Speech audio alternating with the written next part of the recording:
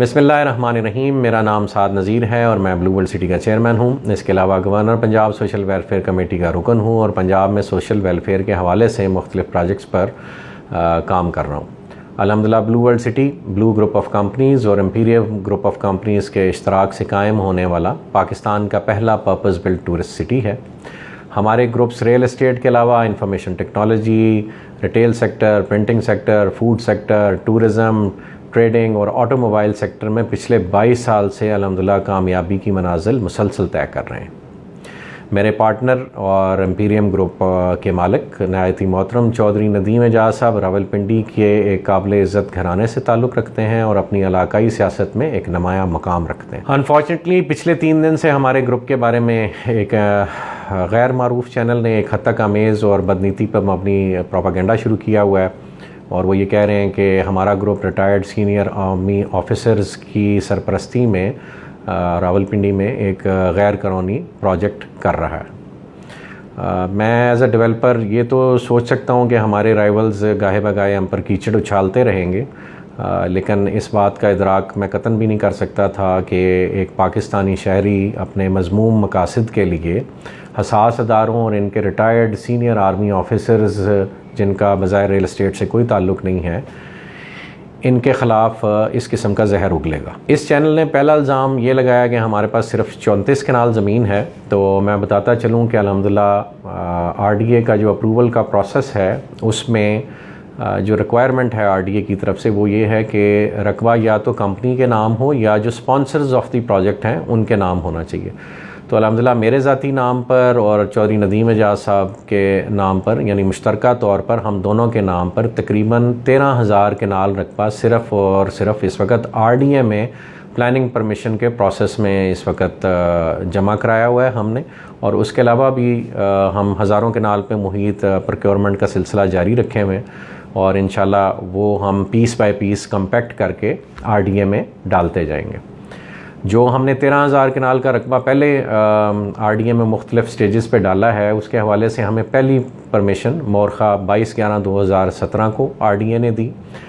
उसकी ये डॉक्यूमेंट आपसे स्क्रीन पे शेयर किया जा रहा है। इसी हवाले से फिर जो दूसरी प्लानिंग परमिशन है जो कि 1534 कनाल की थी वो दोबारा हमें RDA ने 19/2/2019 को दी और उसकी इन्फॉर्मेशन भी आपके साथ स्क्रीन पर शेयर की जा रही है। इसी दौरान रेवेन्यू डिपार्टमेंट से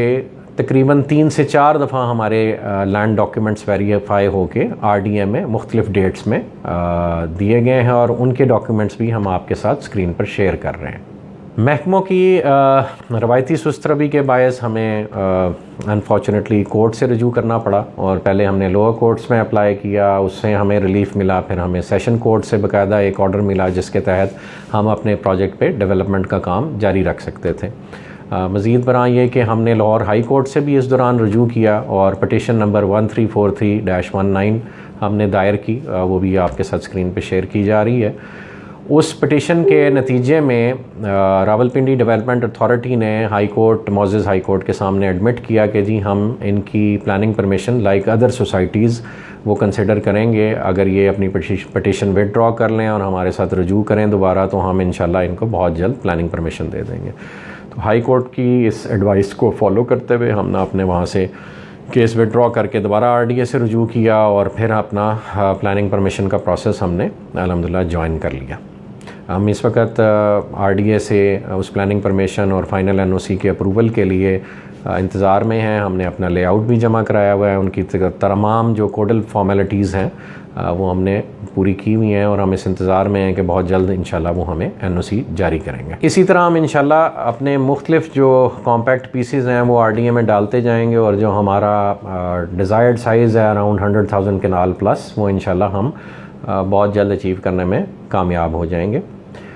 जो ये गैर मारूफ चैनल जिसका मैं ज़िक्र कर रहा था उसने जो दूसरा संगीन और शर्मनाक इल्ज़ाम लगाने की कोशिश की है वो ये है कि हम हसास अदारों और उनके रिटायर्ड ऑफिसर्स की ज़ेर सरपरस्ती खुदा न खास्ता फ्रॉड कर रहे हैं। मुझे ये सुनकर भी शर्म आती है कि कोई शख्स अखलाकियात की तमाम हदें तोड़ कर इतना नीचे गिर सकता है और अपने कभी मकासद के लिए काबिल इज़्ज़त अदारे की और काबिल इज़्ज़त ऑफिसर्स के दामन को दागदार करने की कोशिश कर सकता है।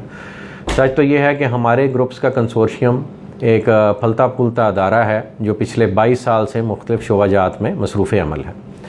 कोई भी मेगा हाउसिंग प्रोजेक्ट उस वक़्त तक मुकम्मल नहीं होता जब तक उसमें तमाम ज़रूरियाती ज़िंदगी की सहूलियात मौजूद ना हों, और इसी गर्ज से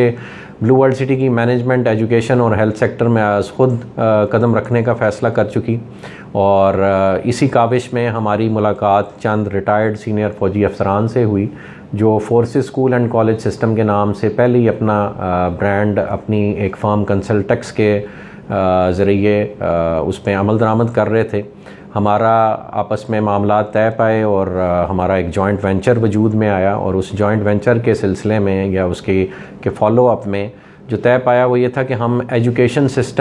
एजुकेशन सिस्टम की फ़्लैगशिप ब्रांचेस का क़याम पहले ब्लू वर्ल्ड सिटी रावलपिंडी और जो हमारा लाहौर में प्रोजेक्ट है ब्लू टाउन लाहौर, जो कि ऑल्सो अल्हम्दुलिल्लाह LDA से अपनी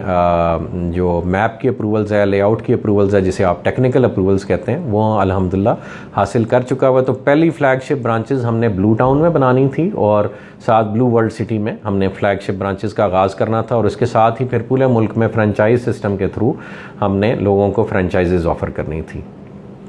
इस एजुकेशन सिस्टम का जो मरकज़ी सेक्रेटेरिएट है वो अल्हम्दुलिल्लाह लाहौर में टेक सोसाइटी में वाक़या है। इसकी अपनी एक डेडिकेटेड 15 से 20 एजुकेशनिस्ट की टीम है, प्रोफेशनल्स की टीम है, जो इस वक्त इसका करिकुलम डिवाइस कर रही है और जो निसाब हमने बच्चों को पढ़ाना है स्कूल्स में वो तरतीब दे रही है। As chairman blue world city मैं ज़रूरी समझता हूँ कि इस बात की वजाहत पब्लिक में की जाए, और इसके साथ साथ ही मैं वज़ीर आज़म पाकिस्तान जनाब इमरान ख़ान साहब को, आर्मी चीफ़ जनाब जनरल बाजवा साहब को, चेयरमैन पैमरा, DG FIA और तमाम मुतल्लिका अदारों को दरख्वास्त करता हूँ कि इस गैर कानूनी चैनल को जो हसास अदारों और उनके सीनियर रिटायर्ड अफसरान के ख़िलाफ़ इस वक्त जहर उगल रहा है और बेबुनियाद प्रोपेगेंडा हमारे ख़िलाफ़ कर रहा है, उनके ज़िम्मेदारों को कानून के कटहरे तक लाया जाए और इस चैनल को फिलफौर बंद किया जाए। हम ज़ाती तौर पे इंशाल्लाह इस चैनल के ख़िलाफ़ कोर्ट में भी जा रहे हैं, और तमाम जो कानूनी कार्रवाई जो कि मुमकिन है वो इंशाल्लाह हम इस चैनल के ख़िलाफ़ ज़रूर करेंगे। आप तमाम अहबाब से गुजारिश है कि किसी भी नेगेटिव प्रोपेगेंडा को अपने तौर पे रेजिस्ट करें, और